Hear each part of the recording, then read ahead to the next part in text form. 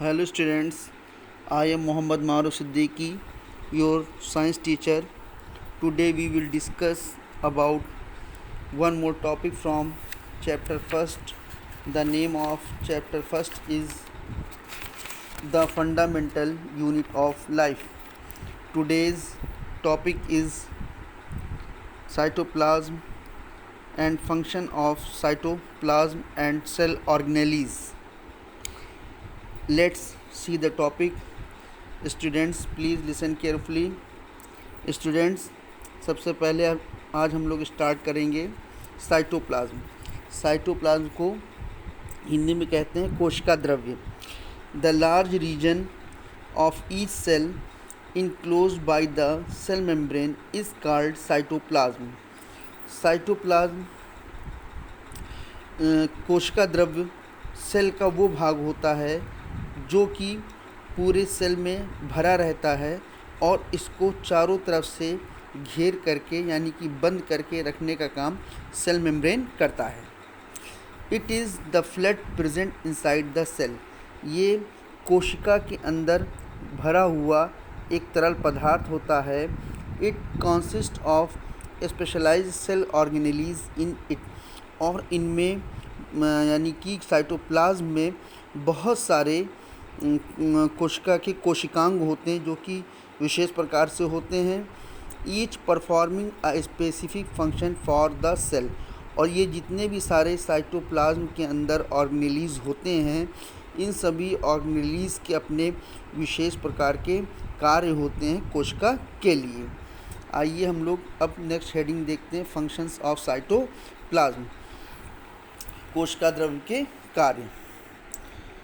It helps in the exchange of material between cell organelles.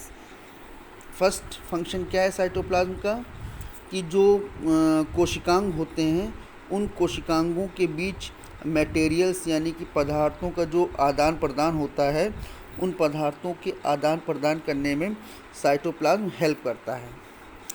Second point, it acts as a store house of vital molecules such as amino acids, glucose, vitamin, iron etcetera. Means जो भी आपके महत्वपूर्ण अणु होते हैं उन महत्वपूर्ण अणुओं के स्टोर हाउस के रूप में ये साइटोप्लाज्म कार्य करता है। और आपके जो वाइटल मॉलिक्यूल्स हैं जैसे कि amino acids, glucose, vitamin and iron.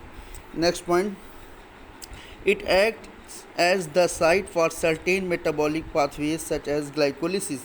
Means कुछ ऐसी उपापचयी क्रियाएं होती हैं, उन उपापचयी क्रियाओं को भी नियंत्रित करने का काम साइटोप्लाज्म करता है, जैसे कि ग्लाइकोलिसिस। स्टूडेंट्स, ये जो आप लोग वीडियो देख रहे हैं इसमें इमेज आपको सिर्फ cytoplasm and function of cytoplasm का देखने को मिल रहा होगा। कुछ हम सेल ऑर्गेनेलीज से रिलेटेड बात करेंगे आप लोगों से। आप लोग उस चीज़ को कहीं पर कॉपी में नोट डाउन कर लीजिएगा। तो नेक्स्ट टॉपिक हमारा है cell organelles. Large and complex cells including cells from multi cellular organism require a lot of chemical activities to give support to their complicated structure and function. Means जो आपकी multi cellular organism होते हैं यानी कि जो बहुकोशिकीय जीव होते हैं, उन बहुकोशिकीय जीवों में बहुत सारी ऐसी सेल्स होती हैं जो कि बहुत बड़ी सेल्स होती हैं, जो कि बहुत जटिल सेल्स होती हैं। उनको ऐसे ऑर्गेनिज्म को जो है केमिकल एक्टिविटीज़ यानी कि जो रासायनिक क्रियाएं होती हैं, उन रासायनिक क्रियाओं को करने की बहुत ज़्यादा आवश्यकता होती है। तो उन रासायनिक क्रियाओं की आवश्यकताओं को पूरा करने के लिए कुछ कॉम्प्लिकेटेड स्ट्रक्चर्स होते हैं और उन कॉम्प्लिकेटेड स्ट्रक्चर्स के अपने कुछ फंक्शन होते हैं जो कि इन मल्टीसेलुलर ऑर्गेनिज्म को क्या करते हैं, सहायता प्रदान करते हैं। To keep these activities distinguished from each other, these cells involve the uses of membrane-bound structures performing specialized functions within themselves called as cell organelles। यहाँ पर ये सेल ऑर्गेनेलीज के बारे में डिफ़ाइन किया गया है कि जितनी भी ये सारी एक्टिविटीज़ होती हैं एक दूसरे से मतलब अलग अलग, इन सभी सारी एक्टिविटीज़ को आपकी जो मेम्ब्रेन से घिरे हुए जो संरचनाएं आपकी सेल के अंदर होती हैं, जिन्हें हम लोग सेल ऑर्गेनेलीज कहते हैं।